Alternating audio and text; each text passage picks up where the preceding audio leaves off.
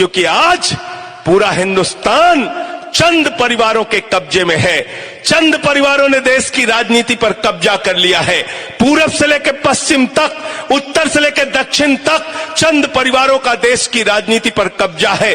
चले जाइए कश्मीर, शेख अब्दुल्ला, फारूक अब्दुल्ला, उमर अब्दुल्ला, एक ही परिवार की पार्टी। चले जाइए महाराष्ट्र, बाल ठाकरे, उद्धव ठाकरे, आदित्य ठाकरे, एक ही परिवार की पार्टी। शरद पवार, सुप्रिया सुले, अजीत पवार, एक ही परिवार की पार्टी। चले जाइए उत्तर प्रदेश, मुलायम सिंह यादव, अखिलेश यादव, रामगोपाल यादव, शिवपाल यादव, धर्मेंद्र यादव, डिंपल यादव, प्रतीक यादव, आदित्य यादव, एक ही परिवार की पार्टी। चले जाइए बिहार, लालू यादव, राबड़ी यादव, तेजस यादव, मीसा यादव, तेजस्वी यादव, एक ही परिवार की पार्टी। चले जाइए झारखंड, दुर्गा सुरेन, हेमंत सोरेन, शिबू सोरेन, एक ही परिवार की पार्टी। चले जाइए उड़ीसा, बीजू पटनायक, नवीन पटनायक, एक ही परिवार की पार्टी। चले जाइए तमिलनाडु, स्टालिन, एक ही परिवार की पार्टी। और देश की सबसे बड़ी पार्टी कांग्रेस पार्टी, चाचा नेहरू, बिटिया इंदिरा, बेटवा राजीव, बेटवा संजय, बहू सोनिया, बेटवा राहुल, बिटिया प्रियंका, दामाद बाड्रा, एक ही परिवार की पार्टी। पार्टी कहां है बताओ? बिहार में बेरोजगारी की समस्या के पीछे जो जड़ में बात है उसको आप समझिए क्या है। जब तक आपके पास पैसे नहीं होंगे, पूंजी नहीं होगी समाज के पास, तब तक आप कोई स्वरोजगार या उद्योग धंधा करेंगे कैसे? समाज में पूंजी आता कहां से है?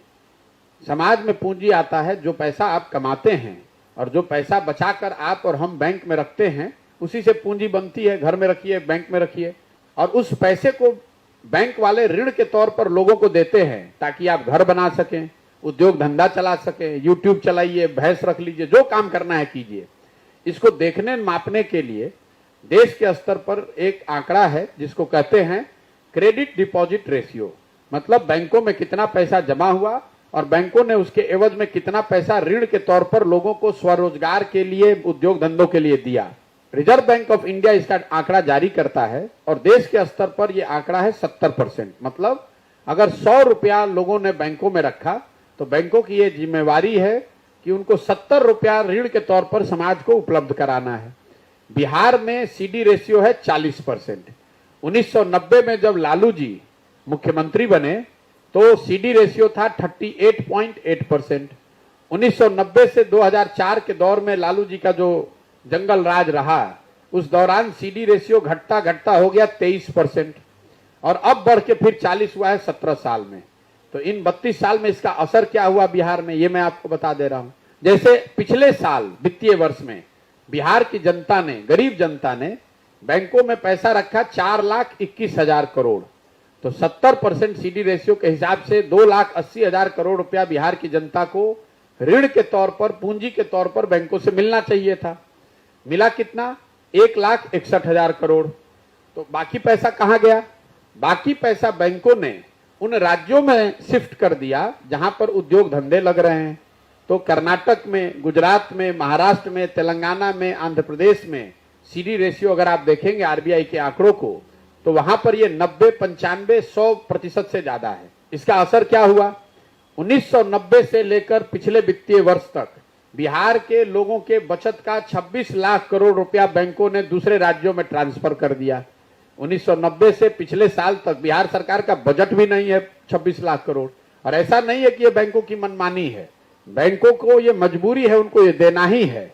आप अंदाजा लगाइए, अगर 26 लाख करोड़ रुपया बिहार के लोगों के द्वारा अलग अलग चीजों पे खर्च किए गए होते, लगाए गए होते, तो कितने ज्यादा उद्योग लगे होते, कितने ज्यादा लोगों ने अलग से घर बनाया होता। अगर घर बनते तो लोगों को, घर बनाने वालों को रोजगार मिलता, उनको वही मजदूरी करने तेलंगाना नहीं जाना पड़ता, तमिलनाडु नहीं जाना पड़ता।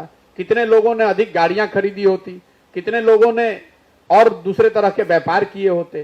तो जब तक पूंजी की उपलब्धता, सहज और सुलभ उपलब्धता समाज के बड़े भाग के लिए आप नहीं कराएंगे, युवकों के लिए नहीं कराएंगे, तब तक बिहार से बेरोजगारी दूर नहीं होगी।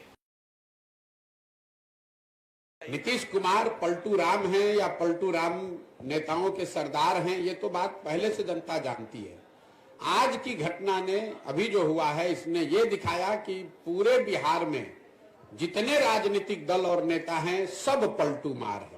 आज ये भी तय हुआ कि नरेंद्र मोदी अमित शाह और भाजपा वाले भी उतने ही बड़े पलटू मार है, जो अभी 2 महीना 4 महीना पहले कह रहे थे कि नीतीश कुमार के लिए बिहार में भाजपा का दरवाजा बंद है। ये पलटू मार पूरी राजनीतिक व्यवस्था है, इसलिए कि कल तक जो नीतीश कुमार को गाली दे रहे थे भाजपा के वर्कर, समर्थक, कार्यकर्ता, आज ही से इनको सुशासन का नया प्रतिमूर्ति बताने लगेंगे। ये पलटू मार व्यवस्था इसलिए है कि आज तक राजद जो उनको सुशासन और भविष्य का नेता बता रही थी, अभी आज शाम होते होते वो फिर नीतीश कुमार को गाली देंगे, उनको शराबबंदी में माफियागिरी दिखने लगेगी, भ्रष्टाचार उनको बिहार में दिखने लगेगा। अभी सुबह तक नहीं दिख रहा था। तो नीतीश कुमार पलटू मार है, ये तो पूरा दुनिया जानता है। अब ये बहस का ये कोई डिस्कवरी का मुद्दा नहीं है। इस घटना ने ये दिखाया कि नीतीश कुमार ने अपने ही रंग में यहाँ के पूरी राजनीतिक व्यवस्था को रंग दिया है, जिसमें भाजपा और राजद दोनों ही उतने ही बड़े पलटू मार है जितने बड़े नीतीश कुमार है। 5 वर्ष बैठ के आप रोना रोते हैं, ए भैया सड़क नहीं है, ए भैया पानी नहीं है, पढ़ाई नहीं है, रोजगार नहीं है, घर नहीं है, खाने को ठिकाना नहीं है, 400 रुपया पेंशन भी नहीं मिल रहा है। फिर कल वोट होगा तो ये सब बात भुला जाइएगा। वोट के दिन बिहार के आदमी को 2 ही चीज चाहिए, बतियाने के लिए जात और खाने के लिए 4 किलो भात। लालू नीतीश आपको जात बांट रहे हैं, अब मोदी जी 4 किलो भात का जुगाड़ करिए दिए हैं, और हम लोग पूरा बिहार से बोरा में भर के लोग को वोट देते जा रहे हैं। तो हम लोग नहीं गरीब रहेंगे तो कौन गरीब रहेगा?